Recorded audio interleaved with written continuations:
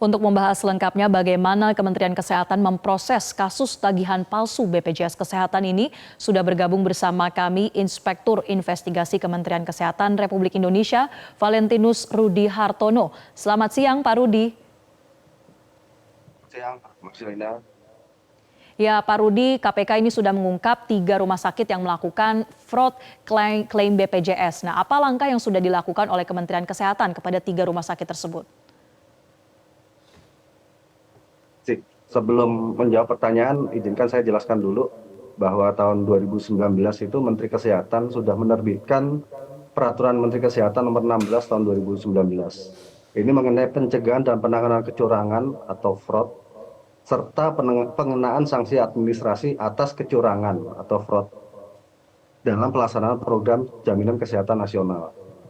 Jadi tim BKJKN ini Mbak terdiri dari Kementerian Kesehatan, kemudian KPK, BPJS Kesehatan, serta BPKP.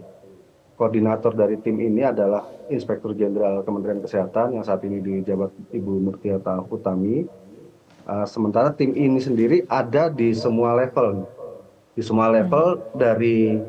dari kabupaten kota, kemudian provinsi sampai pusat.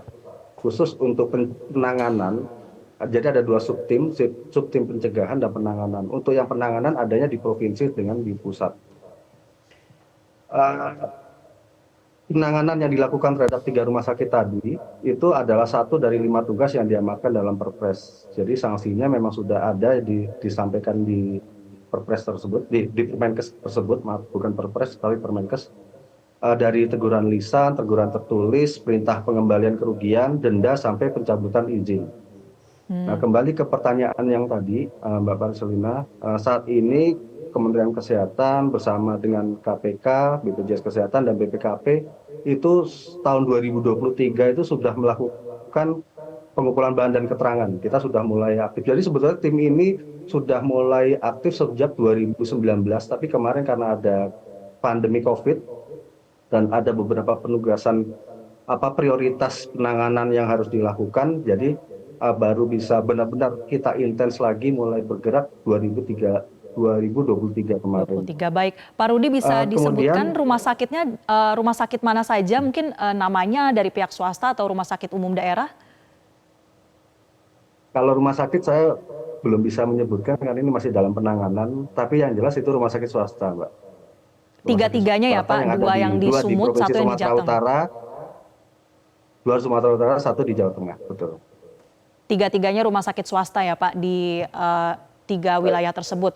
Oke, lalu sejauh ini Pak, Kementerian Kesehatan juga apakah menemukan keterlibatannya ini dari pihak atau dari profesi apa saja? Betulkah sampai ada keterlibatan pemilik di rut rumah sakit?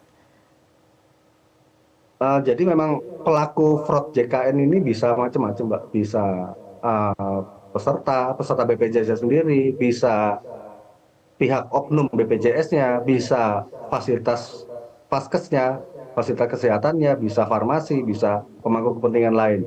Tapi untuk 3 kasus rumah sakit ini, itu pelakunya adalah dari pihak manajemen itunya, ada dari manajemen rumah sakitnya sendiri. Dan Manajemen rumah sakit ya. Baik, nah ini juga ada temuan Pak, informasi yang disebutkan oleh KPK bahwa modus yang digunakan misalnya dalam phantom billing. Ini caranya adalah rumah sakit membuat bakti sosial, mengumpulkan KTP atau BPJS Kesehatan warga yang padahal mereka bukan pasien, tapi karena datanya sudah dipegang oleh rumah sakit, kemudian itu dijadikan identitas yang melakukan klaim BPJS. Benarkah demikian temuannya Pak? Betul, Mbak. Jadi setidaknya dari 3 rumah sakit ini kami menemukan adanya modus gitu. Jadi mereka ini mengumpulkan data pasien fiktif itu dari bakti sosial. Jadi mereka mengadakan bakti sosial kerjasama dengan oknum aparat desa. Nah, yang mereka dapat itu sebenarnya mereka minta KTP, KK, kemudian kartu BPJS. Tujuannya ya sebenarnya hanya nik sama nomor BPJS. Nah, ini yang mereka gunakan untuk membobol dalam tanda kutip di fasilitas kesehatan yang mereka punya itu. Gitu. Demikian, Mbak. Dan informasi awalnya ini kan baru sampel ya Pak, baru beberapa dan 3 yang ditemukan adanya dugaan fraud. Artinya apakah ada peluang ternyata sebenarnya lebih dari 3 yang melakukan fraud klaim BPJS? Eh, Kalau yang kami dalami kemarin ini Mbak, itu baru phantom billing dan phantom diagnosis.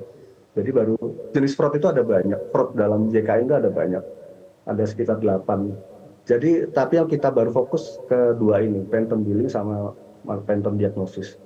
Dan kami sih menduga ini juga bisa saja terjadi di rumah sakit lain, walaupun belum tentu di semua rumah sakit ya.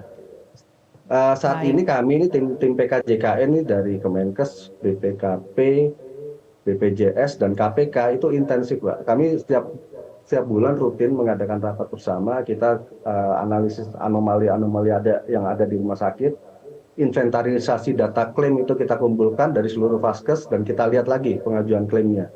Kalau ditemukan adanya indikasi fraud, langsung kita akan melakukan penindakan. Dan ini tentunya juga kita mengedepankan langkah-langkah pencegahan dulu ya Mbak ya. Tapi memang ini harus ditangani dengan serius Mbak, karena kalau di Amerika aja tuh datanya dari healthcare fraud itu bisa mencapai 5% loh dari seluruh klaim yang ada. Jadi kita juga berusaha supaya kita menekan kebocoran keuangan negara melalui fraud JKN ini Mbak.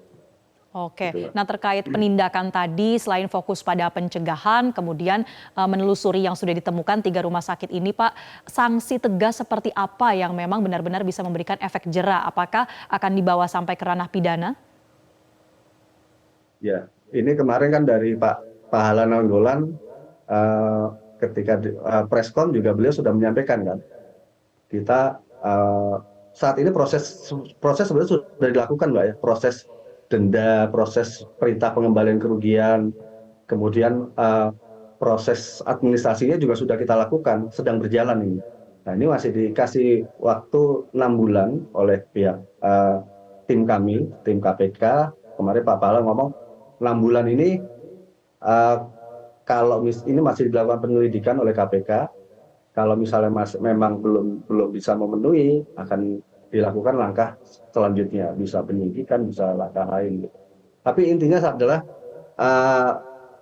sebetulnya bagi pihak-pihak yang masih bermain phantom billing ini, kami menyarankan untuk segera menghentikan deh, karena ini kita sudah intens mengamati ini Mbak ya, kita sedang melakukan data analitiknya juga, dan setelah 6 bulan ini kemungkinan kita juga akan tim ini melalui BPJS dan BPKP, KPK, Kemenkes akan melakukan audit masif nih kepada seluruh administrasi klaim yang ada. Dari Kemenkes sendiri kita juga sudah memberikan pencabutan SIP dan STR bagi para tenaga kesehatan dan tenaga medik yang terlibat. Jadi kita juga melakukan tagging, kita melakukan pencatatan di aplikasi SIS-DMK. Jadi kita punya aplikasi di Jenakes, Dijen Tenaga Kesehatan. Aplikasi ini terkait dengan sistem informasi sumber daya manusia kesehatan. Jadi sampai kapanpun akan tercatat ditindak namanya. Itu tadi pencabutan izin untuk yang 3 kasus rumah sakit ditemukan tadi ya Pak, sudah dilakukan sanksinya ya? Kalau pencabutan izin itu kami pencabutan izin rumah sakit kami itu merupakan langkah yang terakhir yang kita lakukan karena kita memiliki dampaknya kepada masyarakat yang membutuhkan ya. Tapi fokus kita saat ini adalah kepada oknum-oknum yang nakal ini. Kita akan kejar terus. Individual ya.